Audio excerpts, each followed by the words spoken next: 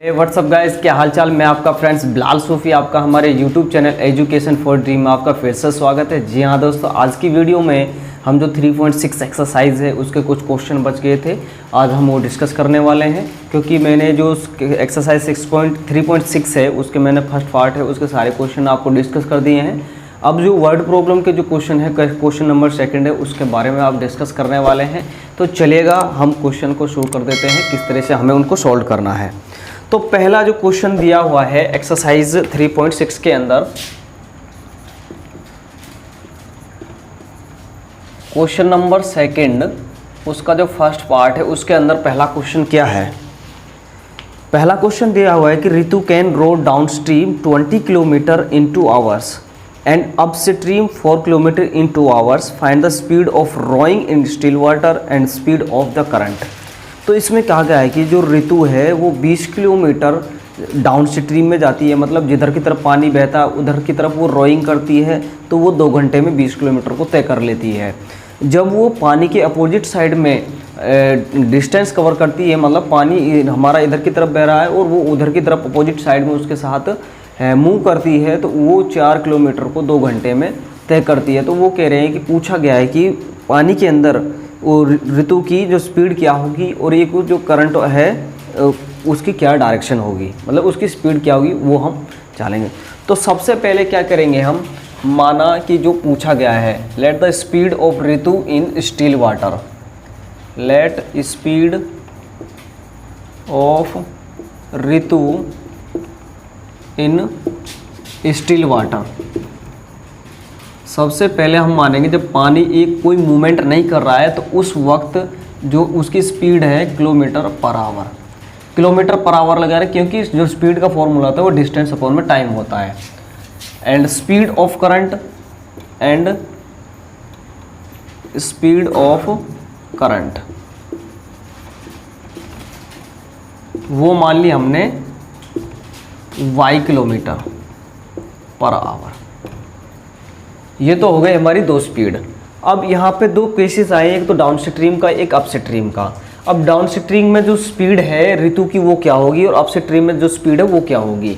तो देखिएगा, speed of Ritu in down stream, down stream का मतलब ये है कि जिधर की तरफ पानी बह रहा है उधर की तरफ जो ऋतु है वो रोइंग कर रही है, मतलब उधर की तरफ उसमें जा रही है, तो वो होगी। अब जब दोनों सेम डायरेक्शन में कोई चीज़ है, तो कोई गाड़ी या कोई भी चीज़ सेम डायरेक्शन में हमारी मूवमेंट कर रही है, तो उनकी जो स्पीड है वो हम जोड़ लेते हैं। तो यहाँ पे तो 2 स्पीड है ना, एक्स और वाई, तो इन दोनों को जोड़ेंगे तो एक्स प्लस वाई, ये तो हो जाएगी हमारी डाउन स्ट्रीम में हमारी स्पीड। अब बात करें हम speed of Ritu in up stream, up stream का मतलब अपोजिट साइड में, मतलब पानी तो हमारा राइट साइड में बह रहा है और जो ऋतु है वो उसके लेफ्ट साइड में मूवमेंट कर रही है, तो x माइनस वाई होगा, क्योंकि अप स्ट्रीम अपोजिट साइड में होगी तो हमें x माइनस वाई लिखना पड़ेगा। तो जो हमारी पहली कंडीशन में क्या कहा गया है कि जो 20 किलोमीटर जा रही है 2 घंटे में डाउन स्ट्रीम में, तो according to first condition, according to first condition में क्या कहा गया है कि वो 20 किलोमीटर को 2 घंटे में कवर कर रही है। तो फर्स्ट कंडीशन, सबसे पहले मैं आपको एक फॉर्मूला लिखवा देता हूँ ताकि आपको ये क्वेश्चन आसानी से कर सके। तो डिस्टेंस का फॉर्मूला आई होप सभी को पता ही होगा, डिस्टेंस बराबर होता है स्पीड इनटू में टाइम, मतलब दूरी का जो सूत्र होता है चाल इनटू में समय। तो अब हमें यहाँ पे डाउन स्ट्रीम में टोटल डिस्टेंस कितनी दी हुई है, 20 किलोमीटर, ठीक है भाई। अब स्पीड कितनी है डाउन स्ट्रीम में, x प्लस वाई, तो x प्लस वाई लिख लेंगे, इनटू में टाइम, टाइम कितने ले रहे हैं क्योंकि वो डाउन स्ट्रीम में भी 2 घंटे ले रही है, अप स्ट्रीम में भी 2 घंटे, तो स्पीड इनटू टाइम, तो 2 यहाँ से मल्टीप्लाई कर दिया। यहाँ तक समझ में आया। अब आप यहाँ पे x प्लस वाई की वैल्यू लगा लोगे तो 2 को इसके नीचे भेजना पड़ेगा, तो हम इसको सीधा ऐसे लिख सकते हैं कि x प्लस वाई लिख सकते हैं ना। तो ये बन गई हमारी पहली कंडीशन।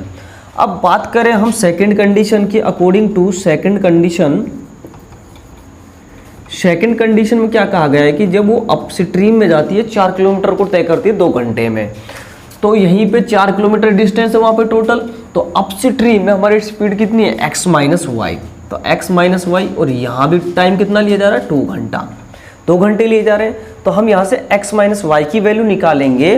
तो ये 2 इसके मल्टीपल में है, तो इसको यहाँ पे भेजना पड़ेगा, डिवाइड में आएगा, तो यहाँ पे कितना बचेगा 2 इक्वल्स 2 में x माइनस वाई।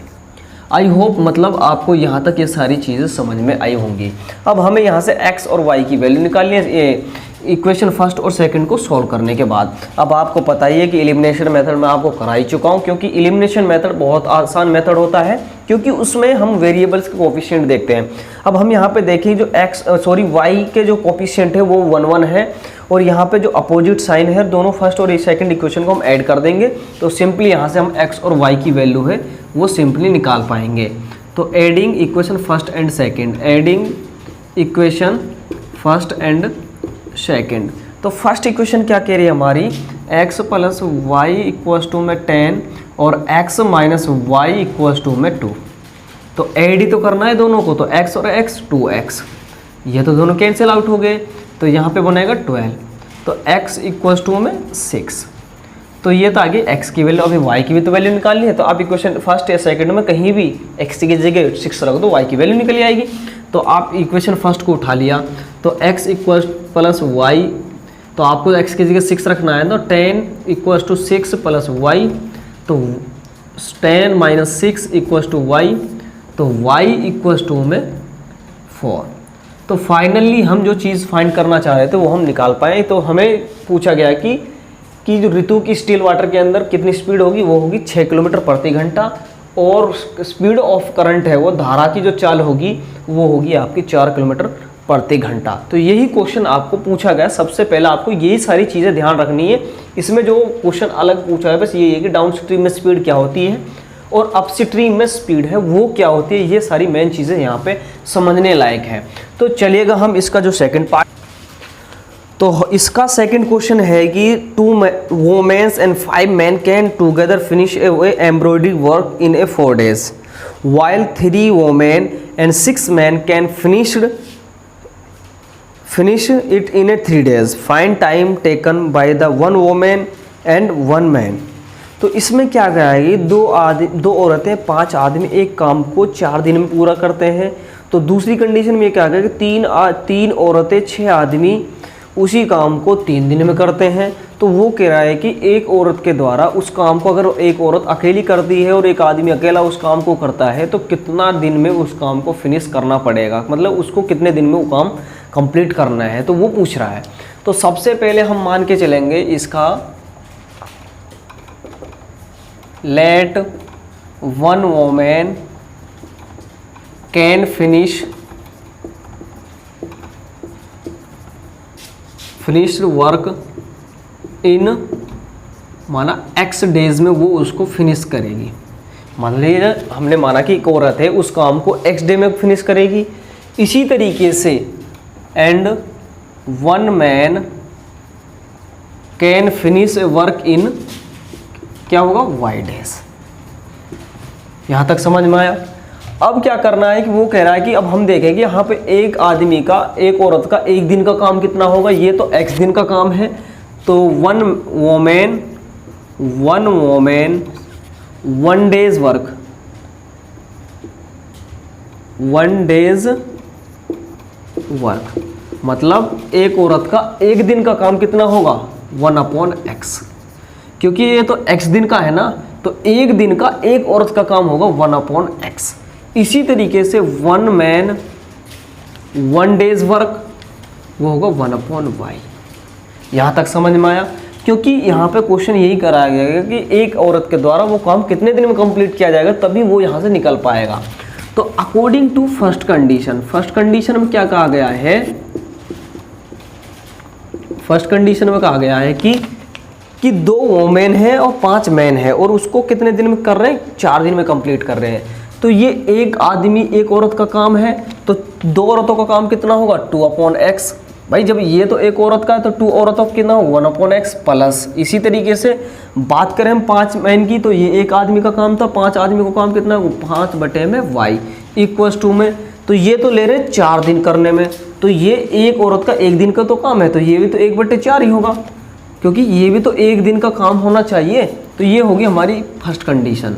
अब बात करें हम second, according to second condition, second condition में आप क्या कहा गया है, सेकंड कंडीशन में कहा गया है कि 3 वोमेन मतलब 3/x प्लस और 6 मैन मतलब 6/y इक्वल्स टू में वो कितने दिन में पूरा कर रहे हैं, 3 दिन के अंदर मतलब 1/3।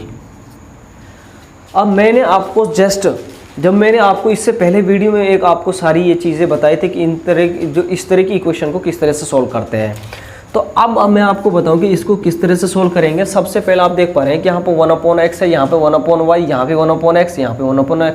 तो आप क्या करोगे, लेट 1/x इक्वल्स टू क्या मानोगे, p। इसी तरीके से 1/y इक्वल्स टू में q। तो यहाँ पे इक्वेशन क्या बनेगी, 2p प्लस में 5q इक्वल्स टू में 1/4, यही तो बनेगी यहाँ पे। तो यहाँ पे क्या करेंगे, एलसीएम लेके इसको हम सोल्व करेंगे, तो मतलब क्रॉस मल्टीप्लाई कर देंगे। तो क्रॉस मल्टीप्लाई करेंगे, 4 है, इन सभी के मल्टीप्लाई में आएगा तो 8p प्लस में 420q इक्वल्स टू में 1। तो ये इक्वेशन बन जाएगी हमारी थर्ड। इसी तरीके से इस वाली इक्वेशन को हम सोल्व करेंगे, तो यहाँ पे हम सोल्व करेंगे तो यहाँ पर आएगा 3p प्लस में 6q इक्वल्स टू 1/3। तो सिंपली यहाँ से क्रॉस मल्टीप्लाई करनी है, तो 3 जा 9, 9p प्लस में 18q इक्वल्स टू में 1, क्योंकि 3 की सभी से मल्टीप्लाई करनी पड़ेगी। तो ये इक्वेशन बन गई हमारी फोर्थ। अब हम देखते हैं कि यहाँ पे तो 8 है, यहाँ पे 9 है, यहाँ पे 20 है, यहाँ पे 18 है। तो अब हम क्या करेंगे, इस वाले इक्वेशन को 9 से मल्टीप्लाई कर देंगे, इस वाले को 8 से मल्टीप्लाई करेंगे, क्योंकि यहाँ पे दोनों सेम साइन है, और घटा देंगे ताकि इनके वेरिएबल्स हमारे बराबर हो जाएं। तो multiply by 9 in equation third and 8 by in fourth equation and subtracting.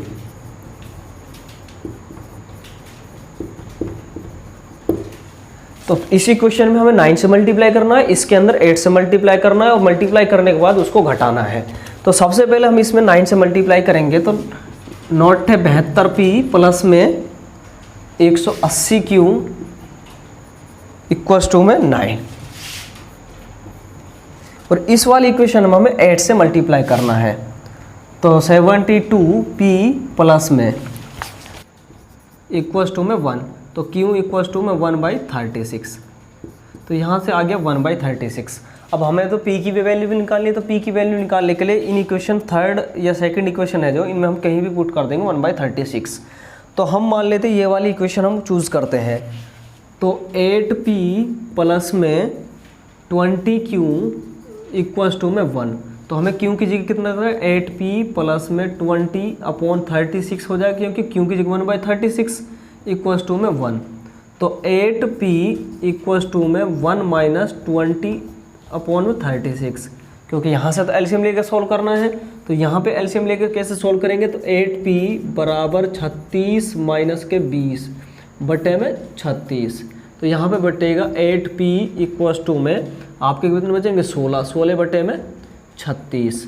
तो p इक्वल्स टू में 16/36 इंटू में 8 से इसको 2 टाइम काट देंगे, 2 से इसको 18 टाइम, तो p की वैल्यू आ जाएगी 1/18। अभी तो हमें x और y की वैल्यू निकालनी है, तो हम मान के चले हैं कि 1/x है वो क्या है, p की वैल्यू कितनी है, 1/18। तो 1/x इक्वल्स टू में 1/18, तो यहाँ से क्रॉस मल्टीप्लाई, तो x की वैल्यू आ जाएगी आपकी फाइनली 18। तो मतलब x की वैल्यू आ गई। इसी तरीके से निकालनी है हमें y की वैल्यू, 1/y क्या है, q। तो q की वैल्यू कितनी है हमारी, q की वैल्यू है 1/36। तो 1/36 यहाँ पे क्रॉस मल्टीप्लाई कर देंगे, तो y इक्वल्स टू में 36। तो फाइनली जो एक औरत और एक आदमी है उसको एक जो वोमेन्स है वो 18 दिन में काम फेस करेगी, और जो हमारा मेंस है वो उस काम को 36 दिन के अंदर पूरा करेंगे। तो इस तरीके से ये क्वेश्चन आपके एग्ज़ाम, पिछले साल भी ये एग्ज़ाम 5 नंबर में क्वेश्चन आपका एग्ज़ाम में आया था।